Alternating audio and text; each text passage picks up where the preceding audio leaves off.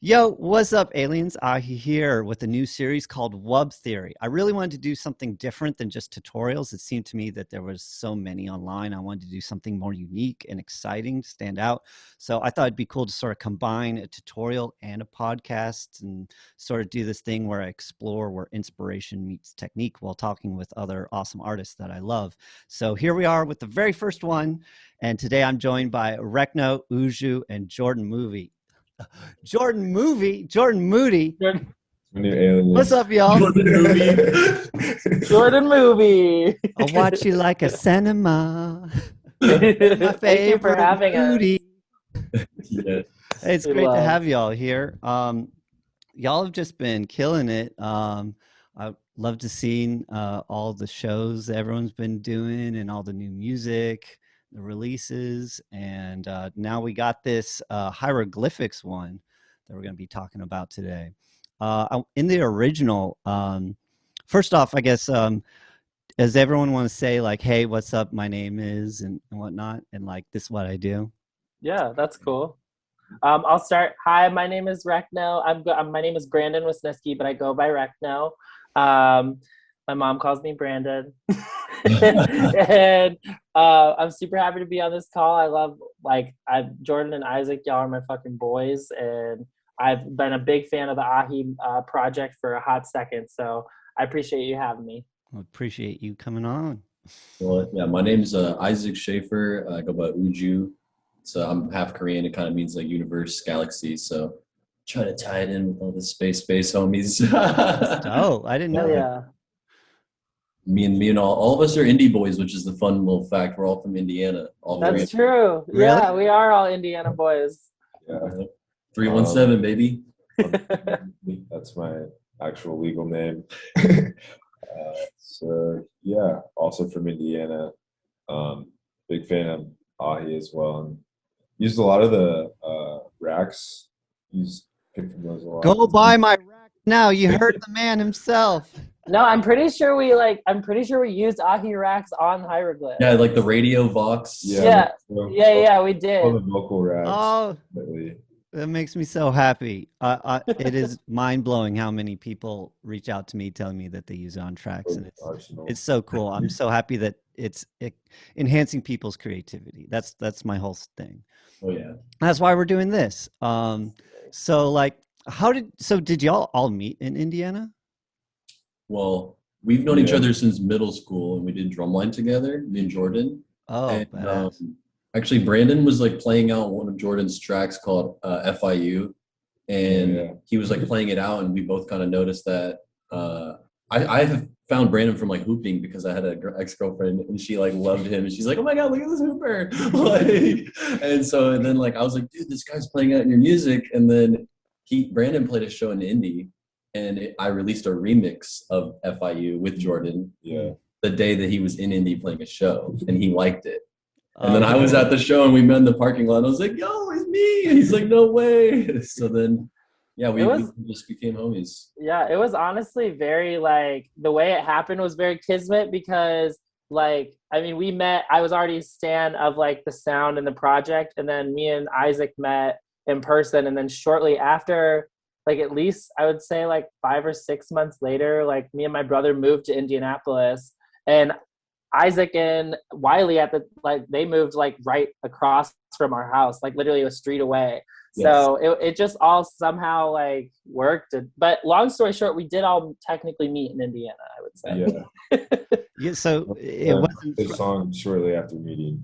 Yeah, That's so cool. So it seemed like, there was sort of a mutual understanding of like, what y'all liked aesthetically, before y'all had even, I guess y'all two knew each other in drumline and sort of developed some commonalities there.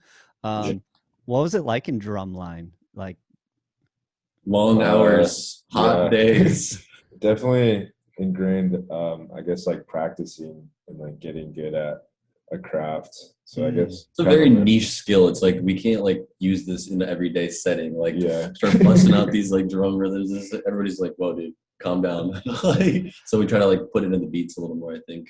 That's cool. Yeah. Were y'all making like beat music while in Drumline, or did it sort of come from around? We're like messing around, learning still, but not like actually putting out songs. Yeah. He was doing production for like this metal band he Oh was yeah. in. Oh yeah. Yeah. Oh yeah, he was. I Yeah, remember that- seeing a music video.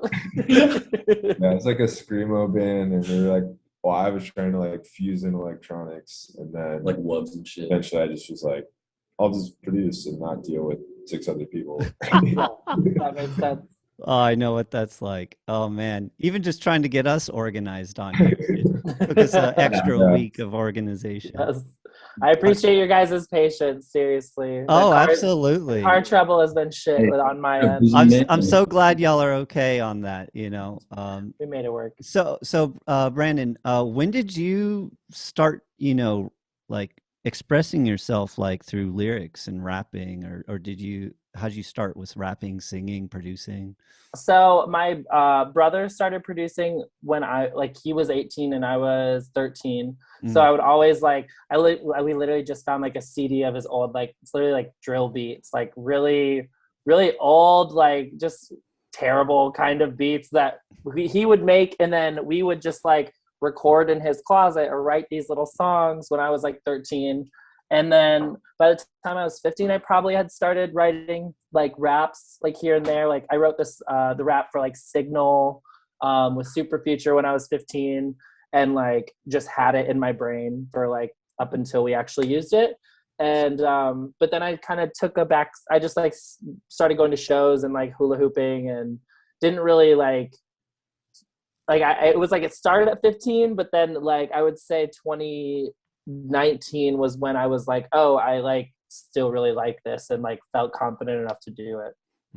So wait, you've mentioned that you hooped, and Yeah. so did y'all also hoop or flow or any flow toys or anything like that?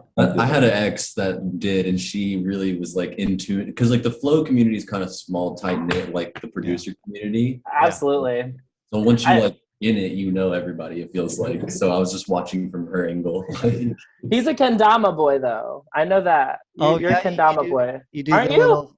Or wait, is that Finally. just Jackson? Just Jackson's a kendama boy? I remember I was like, one of you like blew my mind at a party Finally. when you were like, it was Jackson. Jackson like let a bunch of like people who are bad at kendama do kendama at a party, and I was like, wow, everybody sucks. And then he did it, and I was like, that was the biggest power move ever. I really feel like I also did a lot of like poi, you know. It's kind of a pipeline. It's like the flow community to producer / like music community pipeline. I was trying to explain like how to get into a flow state, because I feel like that's where a lot of like my most creative moments come from, is like when my mind is just blank and I'm just acting, you know.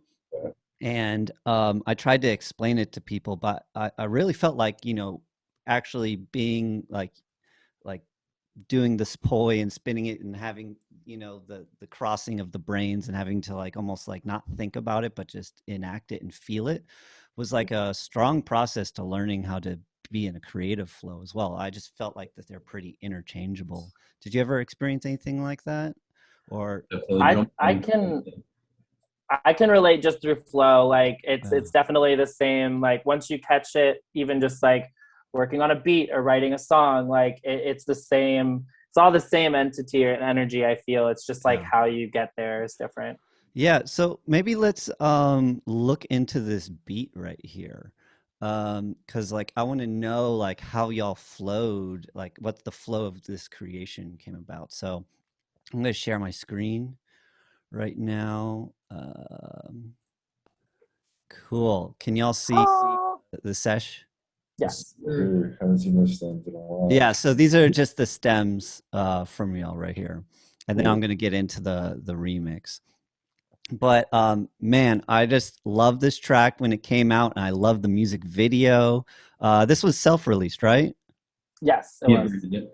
Yeah.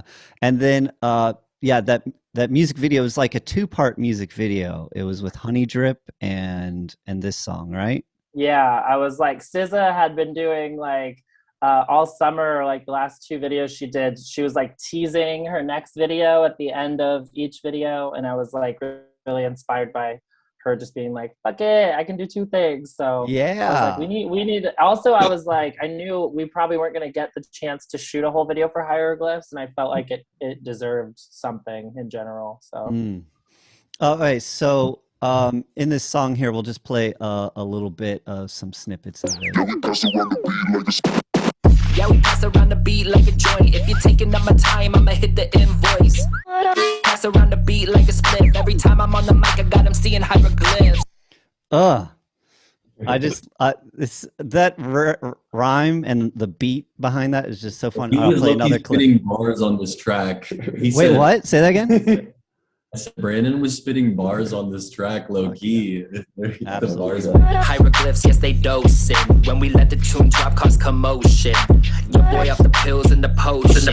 Yes, he's trying in the club to Frank Ocean. Frank Ocean. he's crying. He's crying in the club to Frank Ocean. Oh my God. Okay. All right, so Emotional boy. how did this beat start?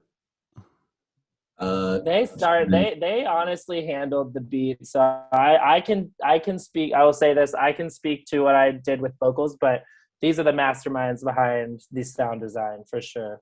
We were trying to make like a ass shaker technically, and we thought like Wreckno would just made a simple ass shaking beat, and he pretty much did. We didn't really want to go too crazy with like, you know, adding more sound design or like making it too crazy, just kind of more of like the bounce. Keeping the Are y'all familiar with New Orleans bounce?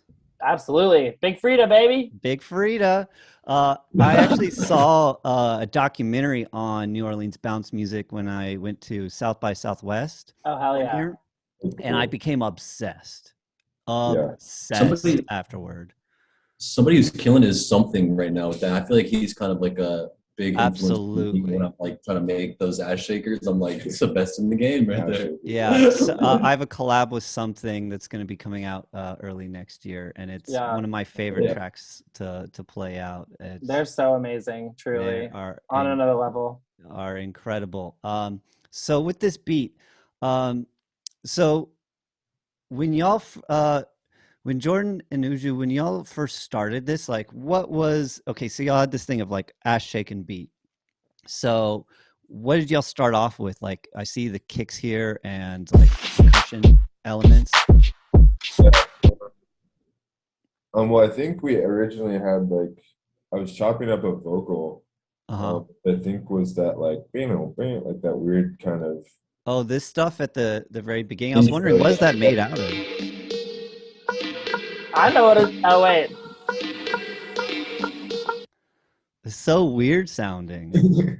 Yeah, so I think those were like just plucks just through a lot of like different distortion and I don't know, kind of like I think a grain delay. A grain delay? I honestly am kind of blanking on how we made that sound, but dude, inspiration is like that, where it's like you're just in it and you don't even know how you did it. He had a nice foundation laid. That was definitely the first sound of the beat, I remember. And then he pretty much had like all the drums and there was like the whole kind of initial pattern like already there. Yeah. I just added in some like risers I made and then some squeaky noises to like fill the top end. And then in the breakdown, you'll hear like a microwave. I'm literally like in my kitchen pushing the buttons on a microwave and like you'll hear go like, that's so cool. Wait, in which part of the breakdown? Probably in effects. Let's look over here. Be over later on in the song. Yeah, I think it's after the second. Oh, I heard that. Yes.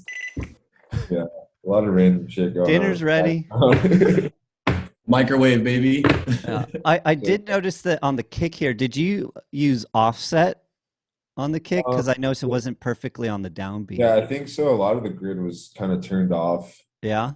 The beat. So yeah, kind of a lot of like freeform, slightly off-grid drums and percussion to kind of Yeah, Even is that how you usually produce? Is you turn off the grid and just go with the not feeling? always, here Yeah. and there, especially I'm going for like, well, me personally, if I'm going for like a more swung feel, which is almost like 90% of the time. Yeah. But yeah, Not always, just mostly. I am a big fan of off-grid drum beats. I always just do command click if I don't turn the grid off to like just displace stuff. I just do command click Yeah, and find or out or based on my ear. sample delay. If like, gives you a lot of control Track on delay, that. yeah. Track delay, yeah. I also really liked all the subtle details in the background. Like, let's see here, where, yeah, is it that stuff? Do you hear that? That was a little squeaky I made. Yeah. The little, Just something for the head. like it's like almost not even there if we listen to the actual track. Yeah, we pass around the beat like a joint. If you're taking up my It's just like barely noticeable because the main focus is your vocal there, His vocals cut too. Yeah. Which I thought it was mixed really well in this, and yeah, I dug that. So did y'all use what'd you use on the vocals? I think this was we wrote this around the same time as FTSU, and I think it was rap vocalizer chain. We kind of had like a modded version of your rack, and I'm pretty sure I had just kind of copied the same rack from FTSU over to this hieroglyphs one. Yeah. So Brandon, when at what point in this beat did you come in? Was like the beat pretty much already done and you heard it and you're like, oh my God, I love this beat?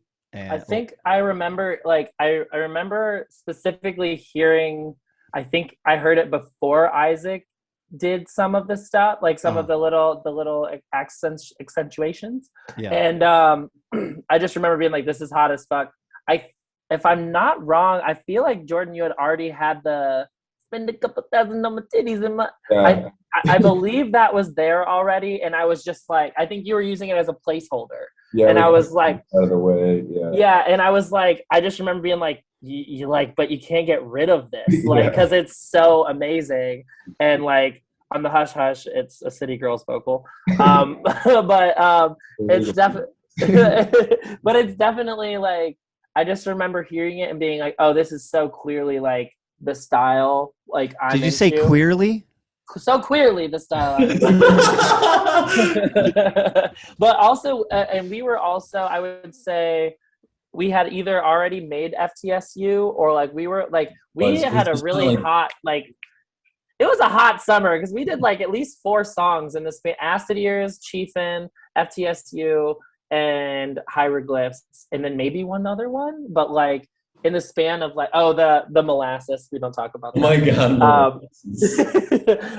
But it just flows so sweet like molasses. When you hear the shit, you gotta shake your ass. But project, I think it's still hot. But I think for me, I remember I wrote the Hieroglyphs Yes We Docin part. I think I wrote that first, like the Frank Ocean thing, because I remember doing like the monotone kind of vibe when I was in the studio. And then I remember writing like the hook later, like when I was like alone in bed, drunk or something like that. But so yeah, what does your creative process sort of look like? Are you like in a room listening to the beat over and over and like writing stuff down, or do you just like sort of naturally flow and like figure stuff out after that? So like I'm like more of like a writer. I like hate freestyling. I suck at freestyling. So like I like writing and like working through it like on paper and then practicing it. But it was like, I would say it was a lot of just like listening to them work on the beat and then just me in the corner kind of like writing until I was like, hey, I have this idea.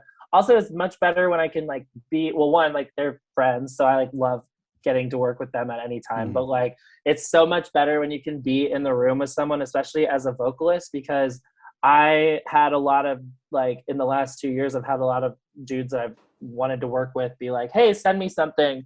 It's much easier for me to like say some gay shit in the room and we all laugh at it versus, and then like I can like get their vibe. They're like, okay, that's cool. Like that isn't like that's not infringing on what we see for the song or anything. Versus like when you're sending stuff back and forth, sometimes it can be a little like, for me, it can be, I have a little anxiety. But Oh, because you're like unsure of how they're going to respond to yeah, it. it's like it's Because different they're when you're not there, like you can't feel the exactly energy. like you're like when you're like clowning, like writing silly little verses and shit, and like you Yeah. just have your friends around you. It's like I will say all these songs like are quality, and I believe that it is because of like the environment and like vibe we all had together in general. So Yeah. Well, So singers were made in that house. Yeah. yeah, absolutely. We put that small bedroom to use. Yeah, we did. yeah, I feel like there's a lot of like little lines in there that like almost feel like inside jokes or like jokes that you'd say with friends, you know, where you say this and like to try to get a reaction and whatnot. I think it was also like I mean I just remember thinking hieroglyphs was cool, and I remember on it's on Parks and Rec. Leslie Knope takes too much cold medicine, and she's like, "I tried to pay the taxi cab driver, but the numbers were in Egyptian hieroglyphics," and I was like, "Oh my god!" When you trip, you like kind of see like this, like you see some weird shit. Sometimes it is sometimes like hieroglyphs. I've seen it, you know. Yeah, no, I feel you. So am I. So I was Yeah. like, how can I like make this a concept? But I will say the core of it, like the crying in the club, Frank Ocean, that whole verse was me just clowning in that room that we were all working in, and Yeah. it actually ended up being a pretty cool song. So I think this is, part of what I love about all y'all's collaboration, y'all's energy is that like, I don't know, I've obviously, grew up with like a lot of gangster rap and whatnot. And to me personally, I got into it a little bit later in life, but there's a lot of that aggressive male energy. And so in this, there's still like a lot of moodiness, well, literally moody. But also like it's fun and like there's references to psychedelics and like it's just a lot like I went to art school, so like I had a lot of gay friends there, like just a lot of creative people that were allowed to express themselves in unique ways, and I just really loved that creative environment that created. And so I feel like that's like almost like a newer thing. I still feel like it's a pretty fresh thing, just like a It different type of definitely. rap.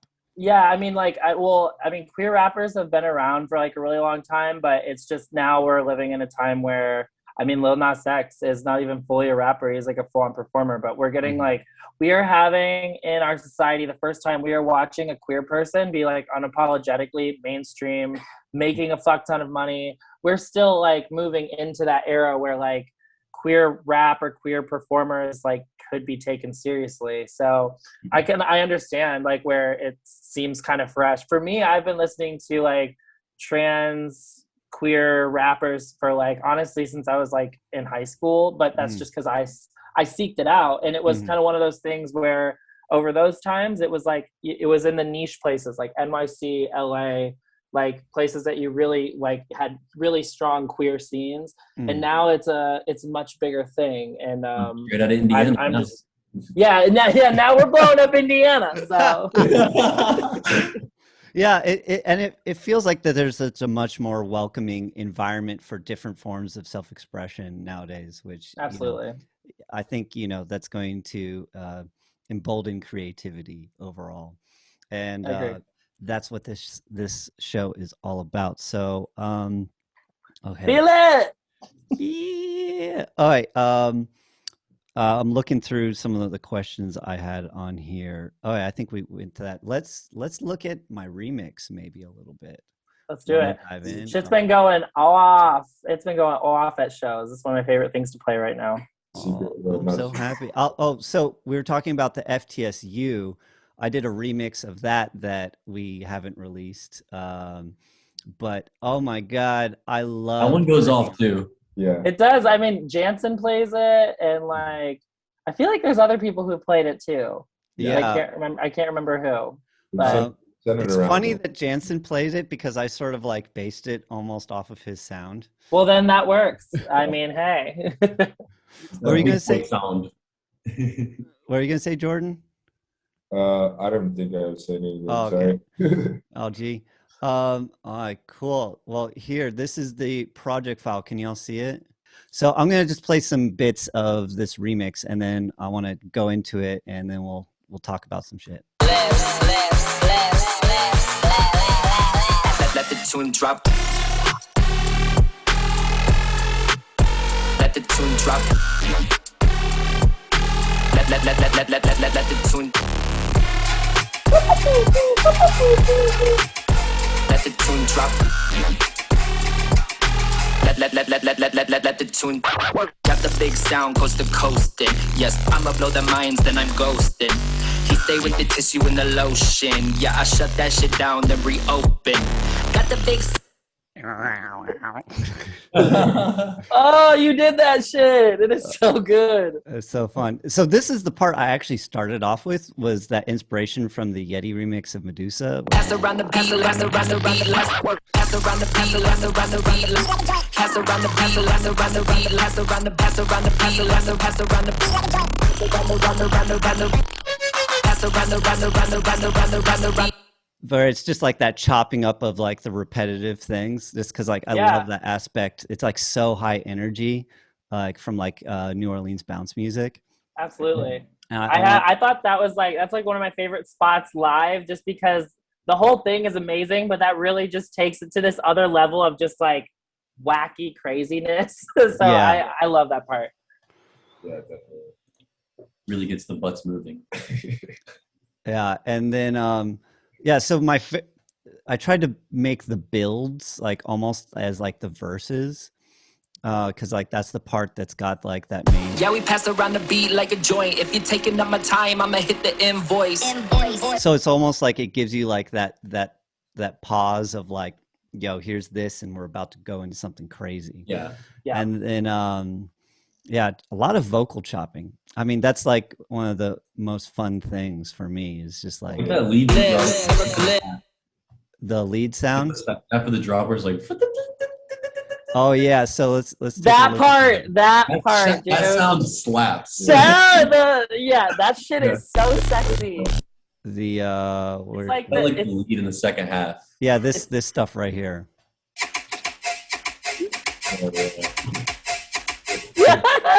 That shit is so fire. Yeah, so that is, I think I made that in Serum. I froze it down for the track, so we can't look at the Serum patch, but it's basically like just a saw wave. Yeah. Or it's like a saw wave that it has a bunch of what's it called? A lot of voices, and they're all detuned, but then like there's a filter, like a reverb filter on it or something like that. And I was basically trying to go for like that almost like Skrillexy kind of like got that scratchiness. It sounds great over the beat.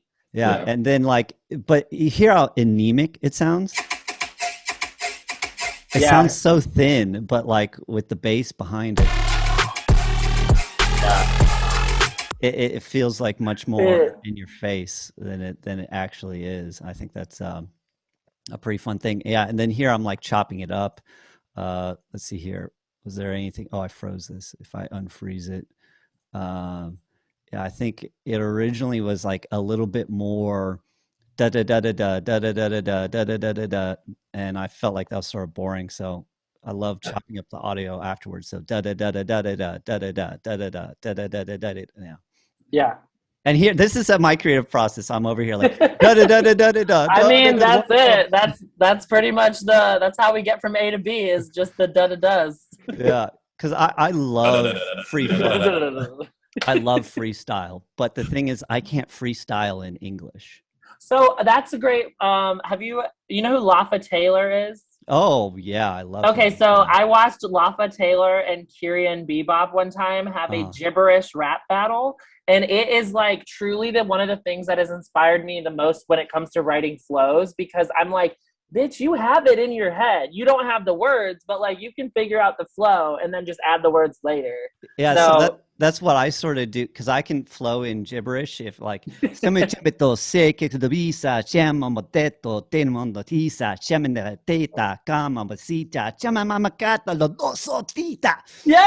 exactly. you know, I could do that for fucking hours nonstop. Wait, oh my god, wait, is it you that did you make the flow for you and Super Features like little Spanish ditty that you have? No. Okay, because that was something else. I don't know. Okay, what it that was. sounded similar, and I want you to know I love that shit. It's fire.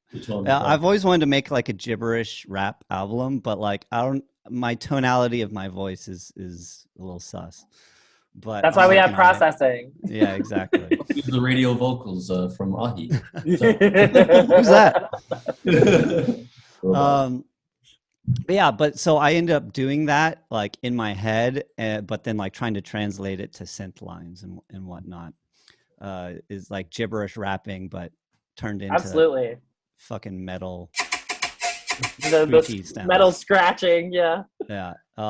And then what are these sounds? So I've been really loving using Vital recently because I feel like it's just got like a different tonality than Serum, and so many people use Serum. It's like it sounds so big to me. Let's see if we unfreeze this. Got the thick sound. Yeah. Oh no, if I bring it up here, it can't show it because Vital doesn't Dude, I work think with we my second stretch screen. it.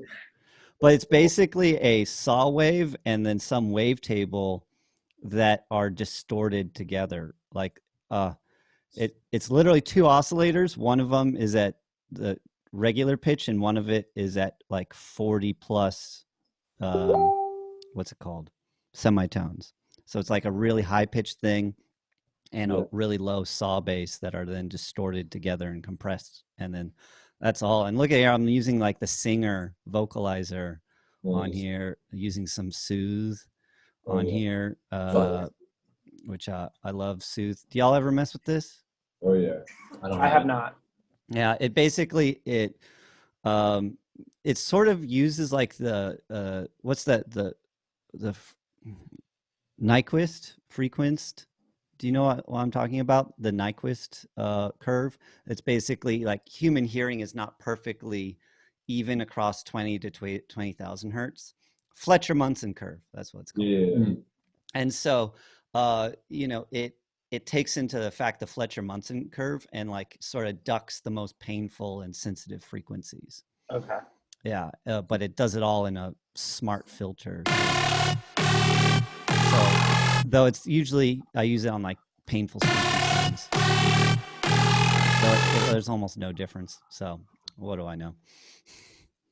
Yeah, and lots of EQing and trying to make it fat. But, yeah, this thing actually stereo spreads it, makes it nice and wide, which is nice. And then yeah, there's a separate sub over here because when I use the Singer vocalizer, it's basically the Haas effect, and that's what makes it so wide, is it delays the left and right speaker systems. But yeah, I don't know. And then I just love chopping up the audio again like this, where it's like a pitch bending, like same bass as the original over here. I think it's the same. No, what is it? I don't know what it's even from, but it's like I was just trying to like, I think I had a whole nother section. So the first drop I wrote for this, I think I ended up deleting it, but like I started with one drop and then it turned into something else completely by the end of the song. And I don't know if y'all ever go through that happens to me a lot. I Yeah. feel like the second drop is like a lot of times I'm like, okay, keep it going. It's and better. Better. Yeah. Yeah, where it's like your creativity and like your focus on the song, you know, gets a little bit more like marinated, you know. And then after you've marinated in the vibe of the song, you're like, you know, actually I like the second drop better. Let me move it over to the first drop and let me write a third drop. And that's sort of what happened with this song here too. Yeah, and then here at the beginning there's some like koto kind of stuff where it's like I'm just trying to create like an ostinato where it's just this dun dun dun dun, where it's like creating a vibe and setting a tonality. You know, where it's sort of, I don't know, futuristic almost. Though this, oh man, this plugin is so freaking cool. This Phobos, if I unfreeze it, it's gonna probably crash. But I saw Illenium using this, and I freaking love this thing. Look how crazy this thing looks. I don't even know what that is. Yeah. Tightwad. Yeah, so Phobos, it's basically a sampler, but they have all these crazy things, and it does like atonal, like vibey noises, and also like cinematic drums really well. Oh, yeah. And so you can like layer in all these like samples and align them to the BPM and whatnot. But like I love using that just for vibier kinds of things. Yeah. And then the beat, let's see here, what do we do on the beat? Oh, I got the drum OTT on the group now. I think I ended up scratching that. That's just for some of the sounds in here. Oh yeah, I think what's this? Oh yeah, I love adding in breaking glass sounds. Same. It's like you're breaking into that new dimension Let the tune drop. in your face kind of thing. Yeah, it's interesting on some beats. I think this is a, I don't know. I think, what's his name? Gosh. John Casey might have made this sample. Oh, word. John Casey's the shit. Yeah. I've been using a lot of like splice samples. Oh yeah, look at this. Here we go. John Casey. Yeah. Is there? Oh, I have Real trap. Yeah, I think that. Yeah. I love that guy. That's always the thing, a good booty shaker is a nice clap. Yeah. I still make a lot of my own drums and everything, but like, I don't know, when I'm in a creative flow, sometimes I just like using like what's perfect, and I go to Splice often for that. I don't know. Do y'all often go for pre-made samples, or do you go over and make each thing? Honestly, for each song? I'm always just using the sample packs, to be honest. For drums, yeah. Yeah, I for made drums, yeah. For like my kick, I've kind of been using the same kick in almost every song, but that's how you get a sound, you know? yeah, true. Yeah. I really like to work on the synths and stuff that I use in my songs, but I mean, when it comes to just like drums and like claps and perks and stuff, I mean, thankfully, we know a lot of really great artists that have like made so many good sample packs. Like I will go through and like half the sample packs I have are like Easy Bake, Milano, like I have AHEE. I have like so many friends that I'm like, if this is already here, I'm just gonna get my idea down and not worry about all of that. So that's exactly. That's how we expedite creativity. And I think like creativity is very much like a transitory thing, you know. It's only there for so long, right? So for me, I'm like, if I spend an hour trying to figure out how I'm gonna get these drums to sound right, like when I could just kind of get the basis idea down, like I don't know, it could sometimes keep me from getting the idea further. So Same. Where do y'all think creativity comes from? That's a good question. I know, this is like the question I'm like, I think I'm going to ask this on every show. I feel like for me, it obviously comes from a place of passion.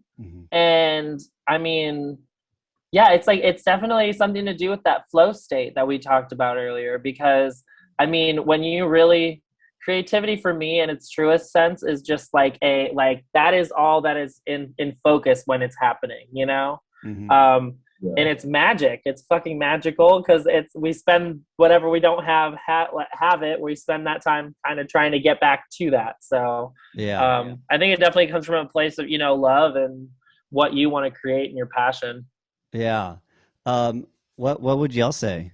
I think like for me, it's like having the proper like space and environment, and like maybe even the right people around too, because like sometimes I feel like if you're alone and you're not in the right, like I feel like being in more like open spaces can help sometimes too.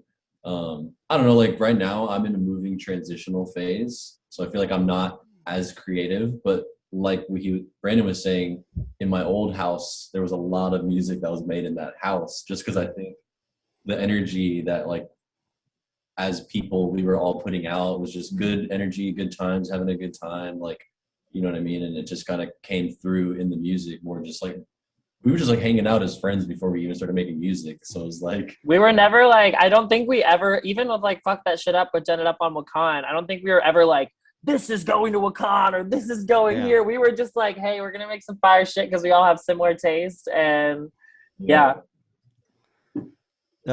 Jordan, where does inspiration come from? Yeah, I think it's also kind of like what Isaac's saying. It's like a product of your environment at the time, or like, you know, your life at the time. Because there's definitely been moments where I'm like on fire, and then I'll have like just, you know, like a month or two of just like writing crap, or in my opinion, crap.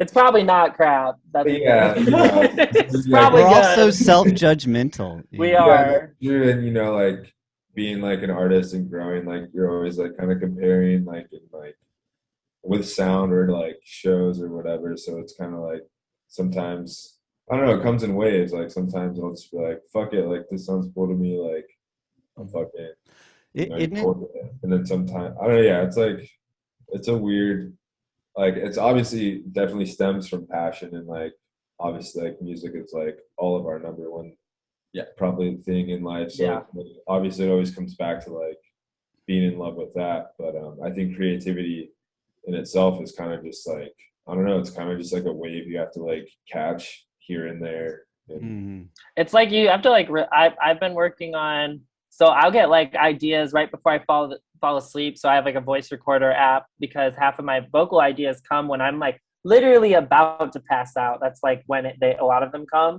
So I've like had this thing lately where it's like I've had times where I'll have great ideas, and then I just am like, fuck it, I'm not gonna write that down, I'm not gonna do it, and then that idea never comes back. So it's like, it's kind of one of those things that as you go, you like learn how to respect it too. And like, I think the more, obviously, life happens too. I understand, Isaac, if you're in transit too, moving, like once I was with shows or everything, like for me, ever since shows came back, like I feel like I've gotten maybe three like vocal ideas like actually finished and sent to people. And like versus when we had all this time in quarantine, I was living right next to you guys, like it was there really was a shift for me like once I moved away from you guys, because I was like, damn, I don't immediately have like my friends around me that are like as driven like to keep doing this right now. And but it comes in waves. You just gotta grab it when you have it. And sometimes it can be like, I don't know, like me, Grady, and like Ruku and Listen, we all wrote Who Gon' Check Me in like a garage while we were drunk off beer or something, like in a random transit, like, you know, it can come whenever, but I guess it's just paying attention to it and listening. Yeah. When did y'all start actually creating? Like, when did you know, like in your lifetime, that you wanted to go down a creative path? I think like in high school, I was dabbling around, like trying to find out how to produce just on any program, like Pro Tools, Logic, Reason, GarageBand, like whatever I could get my hands on. And then eventually, like he had been doing it for so long, and I had a few other friends that were already well versed on Ableton, you know, and then just hanging out with them, and like I would stay with him for a week. And like I would learn kind of essentially like from him just by collabing on a track, or my other friend who kind of was a little bit better with the software. In high school I was definitely dabbling, but I didn't know what the hell I was doing in high school. But like maybe 4 years or so, it's kind of like started to click. So yeah, I don't know, but yeah. Wait, sorry, what was the question? When did you know that you wanted to do something creative with your life? Yeah, I think for me, probably around in high school, because like I was kind of thrown in, like my mom was just like, go try out band, go try out soccer, like go try out. And then like the only thing I was good at was like playing the drums at the time, and that kind of like translated into producing it. Yeah, I don't know, but I think around like when I was drumming, I was kind of like, all right, music's like the thing that I'm good at, and it kind of just like stuck with me since then. But now it's just like a different medium, which is cool, instead of drumming. But yeah, I think it stemmed around there. Hey, Brandon? Mine, I remember, so I was always super obsessed with like pop stars and stuff growing up. So my like dad would like, I remember being obsessed with Rob Zombie, and like I was always very obsessed with music. But I think by the time I saw Lady Gaga perform in concert when I was like 14. And then I remember like a year later, mind you, I was I wanted to be a dancer before I wanted to be anything. Like I wanted to be like slash like pop star. Like I wanted to be like a dancing pop star before I wanted to be anything.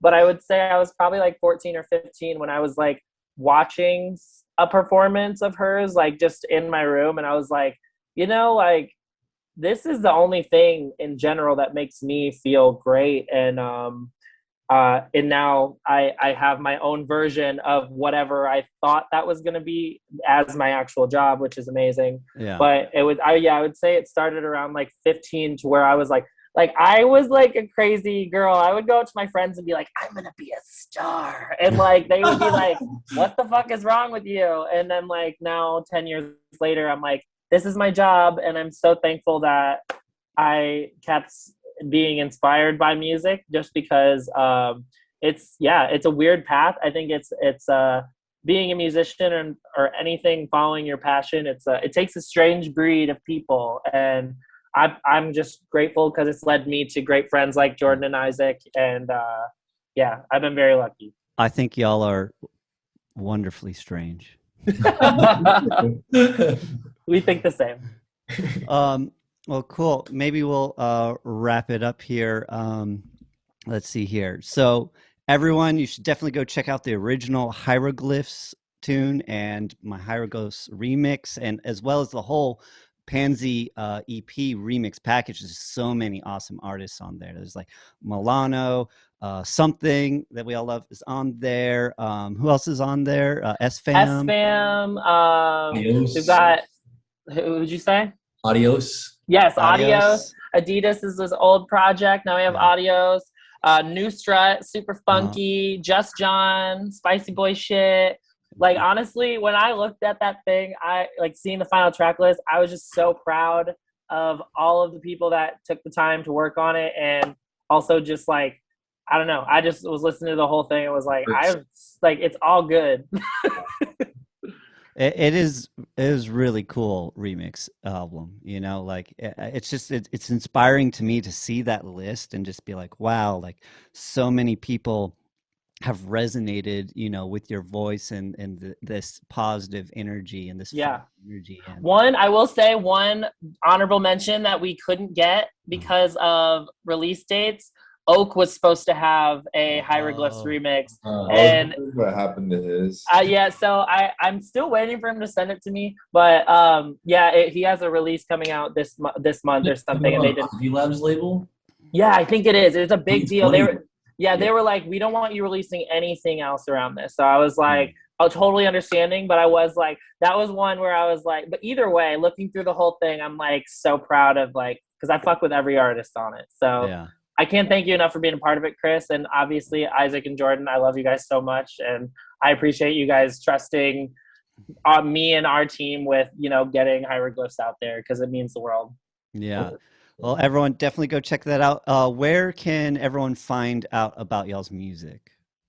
I'm Ujuu Music, Insta, Twitter, all the basic. And then I think he's jordnmoody. Yeah. How do you spell jordnmoody? JORDNMOODY. Yeah, all lowercase. All lowercase. So you can catch me on LinkedIn. I have a sick LinkedIn profile. Just kidding. No, I'm Wreckno on all social media. And how do you spell that? What are you? Definitely not Wreckno though on SoundCloud. I am. It's like the / definitely not Wreckno on SoundCloud because my original SoundCloud got taken down for too many mashups.